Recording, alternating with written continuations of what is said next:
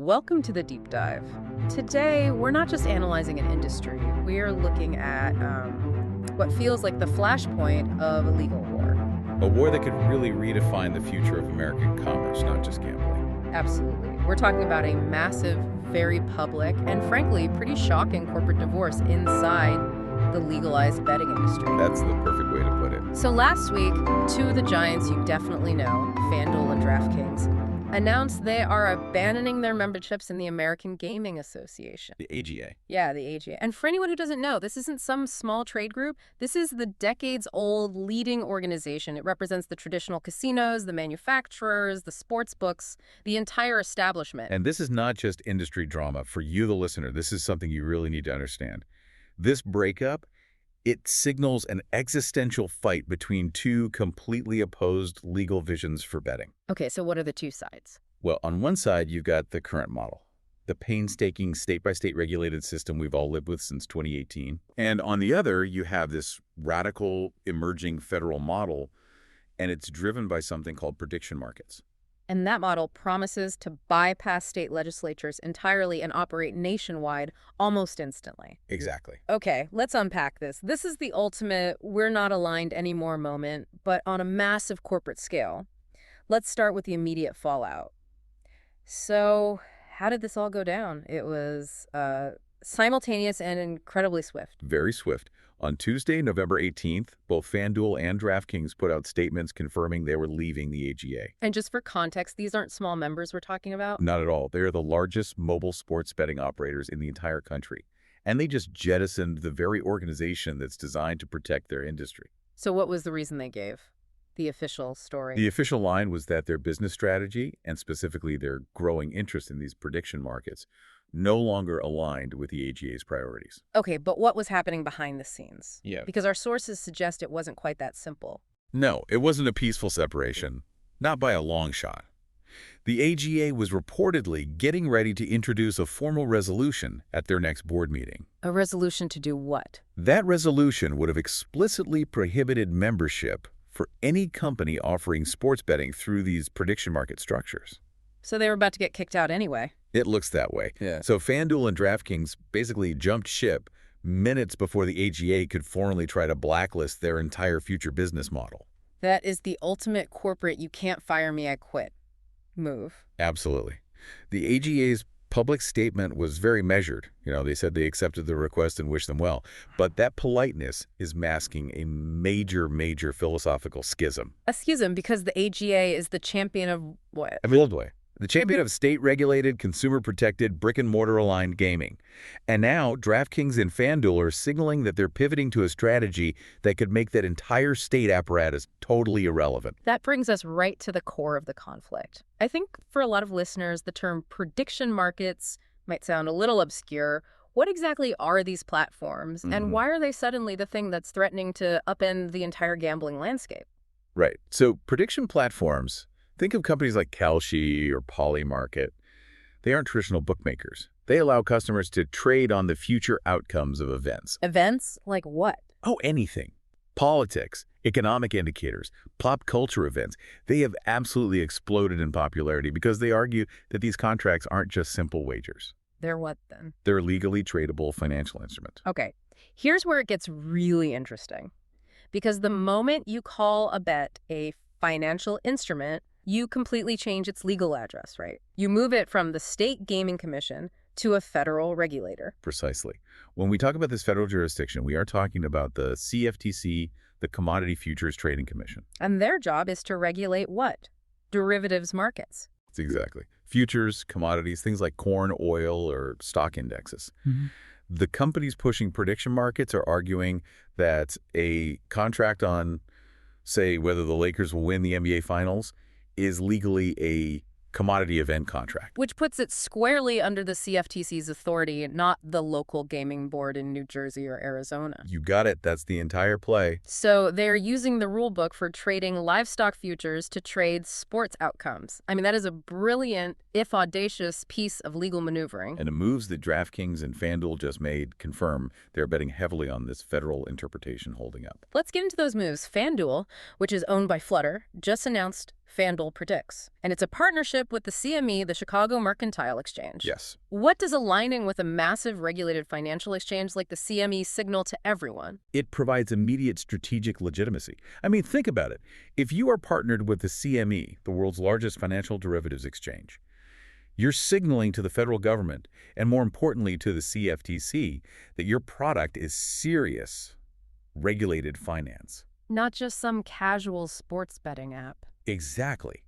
It massively strengthens their argument that the product is a federally regulated financial instrument. And there's a kicker in their strategy, isn't there, where they plan on launching this? Yes, and this is the really clever part. FanDuel plans to offer these sports prediction trades only in states where traditional state-regulated sports betting is not legal yet. Which screams jurisdictional maneuvering. They're deliberately going into places like Texas or California. They're testing the limits of federal law, precisely where state regulation has failed to gain a foothold. It's a surgical strike. And DraftKings. They're on the same path, but they took a different route. A slightly different route. They acquired a company called Railbird, and Railbird already holds a federal license to offer event contracts. So they're buying the license, not building the argument from scratch like FanDuel. They're buying their way into the game. They are positioning themselves for a future where they can sidestep that whole messy state-by-state process. Yeah. They still belong to the Sports Betting Alliance for traditional lobbying, but But leaving the AGA, the protector of the status quo of state control, is a huge statement about where they see the future. a definitive statement. This level of aggressive strategy is just, it's shocking. Particularly because, if you go back a few years, the AGA wasn't just an ally. They were literally the corporate lifeline for these companies. It is deeply, deeply ironic. If you rewind the clock to, say, 2015, DraftKings and FanDuel were in the middle of a legal and regulatory firestorm. Right, this was over Daily Fantasy Sports, or DFS. Exactly. State attorneys general were targeting them, trying to figure out if DFS was gambling or a game of skill or an illegal lottery. I mean, they were fighting for their lives. And the AGA stepped in? The AGA stepped in as their powerful corporate champion. The huge turning point, of course, was the fight to repeal PACE-BA, the Professional and Amateur Sports Protection Act. That 1992 federal law that effectively banned sports betting everywhere except Nevada. Right.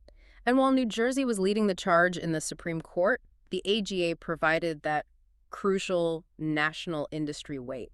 They did. They submitted what's called an amicus brief, a friend of the court argument, and their justification at the time was, well, it was perfect for building an empire based on state control. What was their core argument?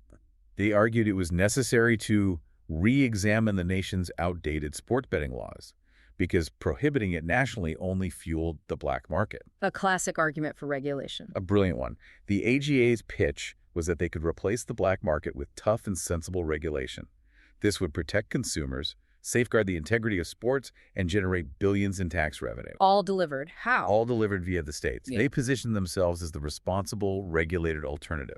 And I remember they made sure to include a note specifically about their new allies, DraftKings and FanDuel. They did. They pointed out that state laws needed modernizing to handle new things like daily fantasy sports.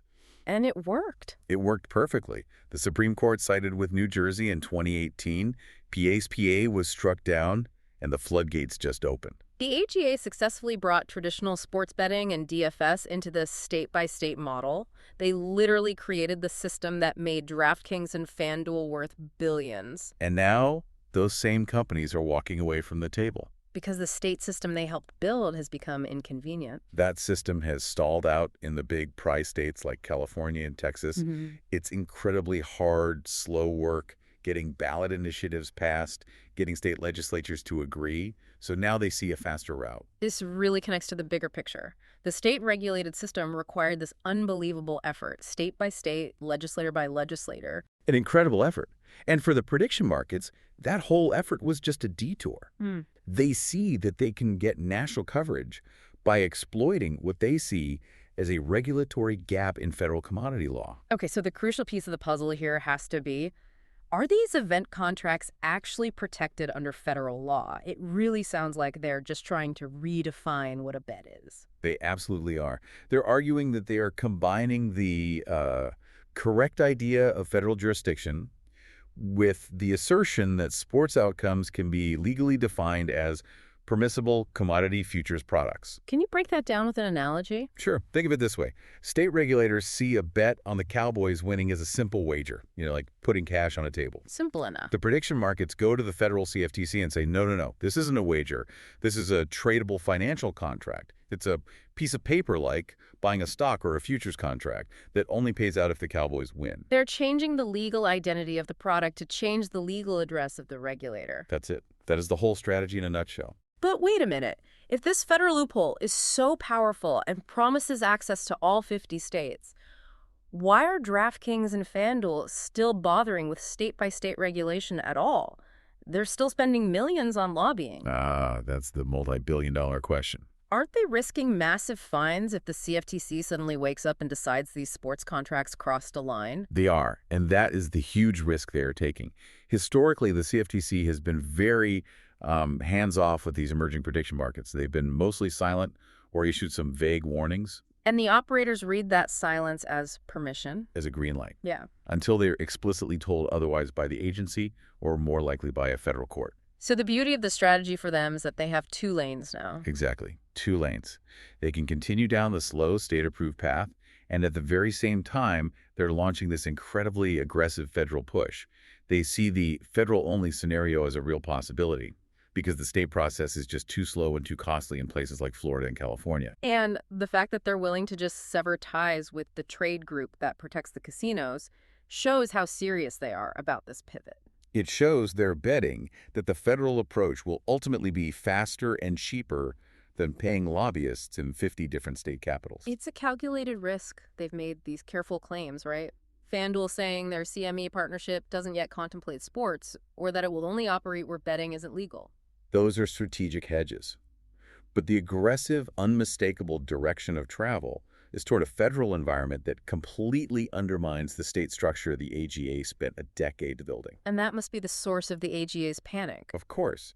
The AGA's core members, the traditional casinos, the lotteries, they can't just declare their products are federally regulated. Their entire business is fundamentally tied to state licenses and physical locations. They see their biggest online competitors building a back door that they can't use. A back door to the whole country that they're locked out of. So what does this all mean for the legal landscape moving forward? The immediate consequence is that the entire state-regulated structure now faces an existential threat from its former allies. The ultimate fear for the current state-level model is this. If the courts, and we're talking specifically about the Supreme Court, if they don't step in to prohibit this classification of sports betting as a federal commodity, this aggressive push will just keep going. And we'll have, what, national sports betting under federal guidelines available everywhere. That's the logical conclusion. And if that happens, it opens the door for total chaos, doesn't it? Complete chaos. Legal casino gambling and state lotteries, which are tightly regulated, geographically restricted, and pay massive state taxes, will suddenly have to compete with federal licensed prediction markets. Markets that cover sports, politics, and maybe everything else. And completely bypass the state tax and regulatory structure.